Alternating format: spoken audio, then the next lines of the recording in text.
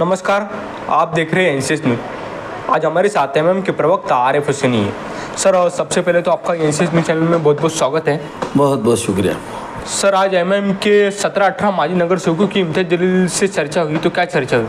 देखिए, 17 से 18 ये कहो आपकी एमआईएम के तमाम जिम्मेदार आज बराबर आपकी जानकारी सही है कि हम लोग आज हमारे माजी खासदार इम्तियाज़ जलील साहब यानी कि प्रदेश अध्यक्ष, इनसे हमारी भेंट हुई, इनसे मुलाकात हुई।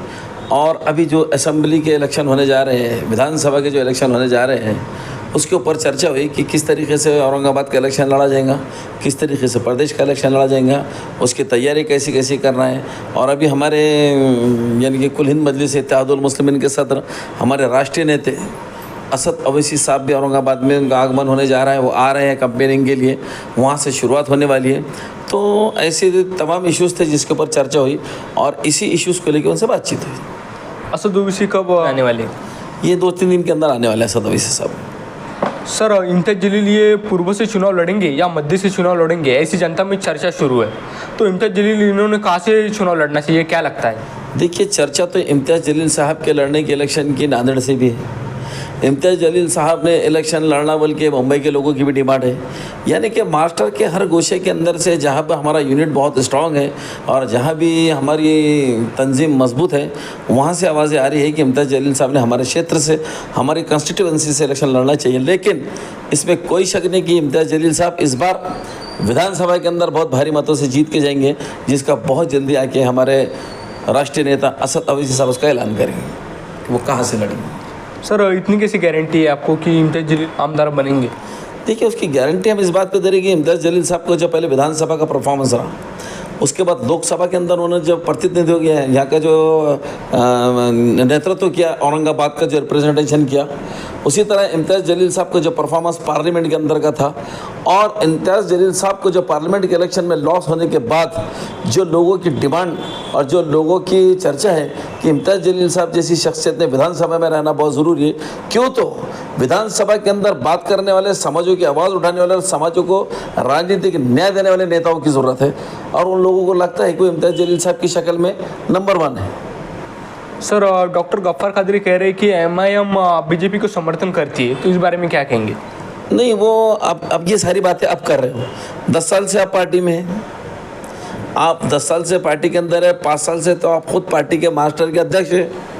अब पार्टी के महाराष्ट्र के अध्यक्ष रहने के बाद में फिर ये इल्ज़ाम तो उनके सर पे चले जाएंगे कि भाई आपको जब सब कुछ मालूम था कि आपके हाथ से सब कुछ हो रहा था क्या? तो ये बातों में एक ऐसा, ये बिन आधार की बातें हैं और वो आधारों के अंदर, ऐसी बातों के अंदर कोई दम नहीं होता जिसका कोई तथ्य नहीं होता।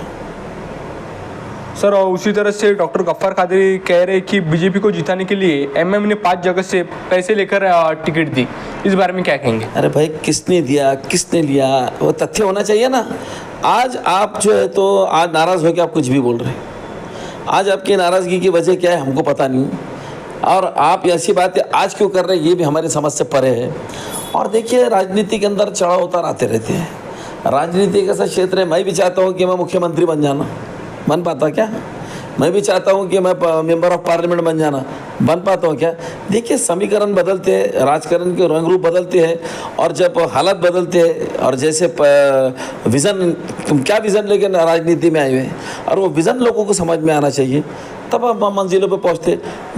मैं भी आज आमदार का टिकट मांग रहा हूँ, लेकिन आज अगर मेरे को टिकट नहीं मिला तो मेरा ये काम नहीं कि मैं जो पक्ष ने मेरे को इज़्ज़त दी, जो पक्ष ने मेरे को बड़ा बनाया, जो पक्ष की वजह से मेरे को जाना गया, जो पक्ष की वजह से मेरी पहचान बनी, और मैं उसी पक्ष के नेता के बारे में, उसी पक्ष के बारे में गलत कहूँगा, तो ये अपनी राजनीति के लिए अच्छा नहीं है। सर, महाराष्ट्र के चुनाव में किन मुद्दों को सामने रखकर लड़ने वाली है? देखिए, एमआईएम पार्टी का मुद्दा बड़ा साफ और स्पष्ट है कि सबसे पहले जो राजनीति, ये रिजर्वेशन की राजनीति चढ़ी है, आरक्षण की राजनीति चल रही है महाराष्ट्र के अंदर। लेकिन पीड़ित समाजों को, जो दुखी समाज है, तड़गड़ाते लोग हैं, जो बिल्कुल अपने, मैं कहूँगा, अधिकारों से वंचित है, सत्ता में बैठे हुए लोग उनको उनके अधिकार नहीं देना चाहते। आज आप मेरे को बताइए कि किसान सड़क पर उतरा हुआ है, आंदोलनकारी बना हुआ है, ओबीसी समाज सड़कों पे उतरा हुआ है, आंदोलनकारी बना हुआ है। मराठा समाज सड़क पे उतरा हुआ है, आंदोलनकारी बना हुआ है।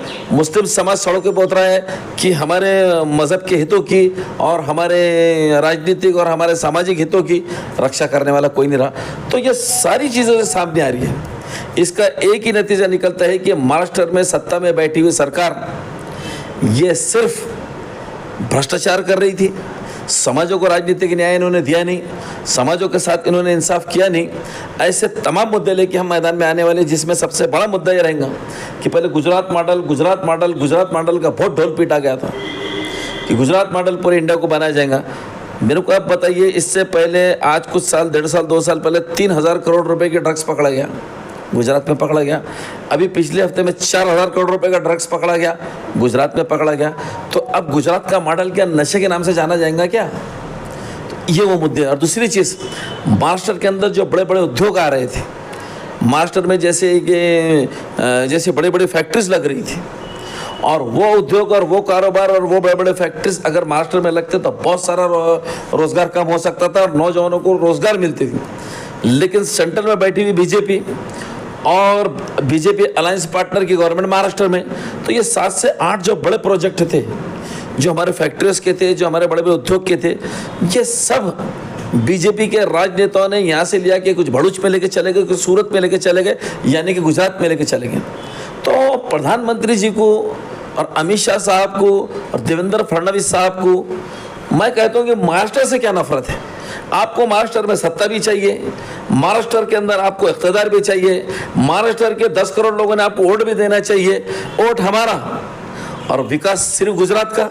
तो ये महाराष्ट्र में चलने वाला नहीं, और महाराष्ट्र के 10 करोड़ लोग ये कभी बर्दाश्त करने वाले नहीं। ये मुद्दे लेके हम मैदान में आने वाले हैं और जनता को जागरूक कराने वाले हैं कि ये जो सत्ता में बैठे हुए लोग थे, एकनाथ शिंदे की जो सरकार थी, देवेंद्र फडणवीस की जो सरकार थी, ये सिर्फ लोगों को बेवकूफ़ बना रहे थे।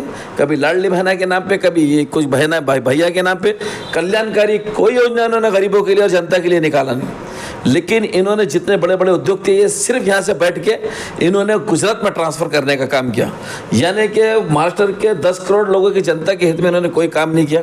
ऐसे हमारे शिक्षा के क्षेत्र के हो गए, हेल्थ के क्षेत्र हो गए, ऐसे मुद्दे रहेंगे जिसको लेके हम जनता को जागरूक करेंगे, MIM पार्टी का विज़न बताएंगे, और हमको ये उम्मीद है कि लोग इस बार MIM पार्टी का साथ देंगे। और लेकिन ये जो अहंकार में बैठी हुई ये जो भ्रष्टाचारी सरकार थी, इसको जड़ से उखाड़ के फेंक देंगे। सर, लोकसभा चुनाव में औरंगाबाद में MM की हार हुई थी, तो इस हार से कुछ सीख मिली क्या? नहीं, देखिए, इलेक्शन जब आप लड़ते हैं तो जीत और हार तो होती है, और हारने के बाद में हमको ये देखा जाता है कि कहाँ कौन कौन से क्षेत्रों में हम कहाँ कम पड़े, क्या वजह है कि हमको दूसरे समाज के वोट नहीं मिल पाए, और अब हमारी आइडियोलॉजी क्या होनी चाहिए, हमारा विज़न क्या होना चाहिए, हमारा नज़रिया क्या होना चाहिए कि तमाम समाज के लोग हमारे साथ हैं। तो समीक्षा तो करना पड़ता है, संज्ञान तो लेना पड़ता है, और वो सारी तैयारी करके हम इस बार फिर असेंबली में उतर रहे हैं। सर, लोकसभा में जो गलतियां हुई वो विधानसभा में सुधर जाएंगी क्या? पूरी तरीके से MIM पार्टी तैयार है। गलतियों से हम सबक सीखते हैं, गलतियों से हम सुधार करते हैं, और सारी चीज़ें दुरुस्त करने के बाद ये असेंबली इलेक्शन में उतर रहे हैं, और इसके नतीजे और इसके परिणाम भी बहुत अच्छे आएंगे।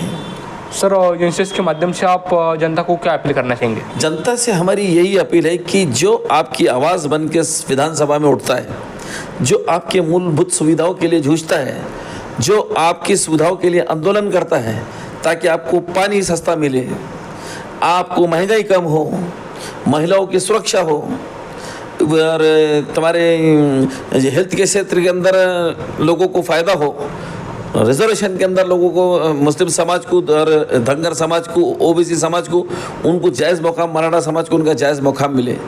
तो हम चाहते हैं कि ऐसी आवाज़ जो विधानसभा में आपकी उठा सकता है, जो ऐसे ही उम्मीदवारों को तुमने वोट देना चाहिए, क्यों तो हम ऐसे उम्मीदवार MIM पार्टी की तरफ से उतारने वाले।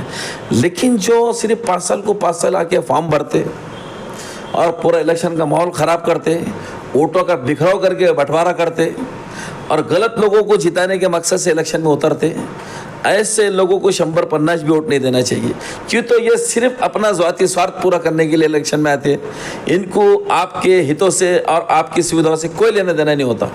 तो ऐसे जितने भी उम्मीदवार सामने आते हैं, इनको बिल्कुल बाजू ढकेल के MIM पार्टी के उम्मीदवारों को जिताना चाहिए। ये थे MM के प्रवक्ता आरिफ हुसैनी। इनसे हमने विविध विषयों पर बातचीत की है। कैमरामैन आदित्य राठे के साथ मैं आदर्श राठे, आप देख रहे हैं एनसीएस न्यूज़।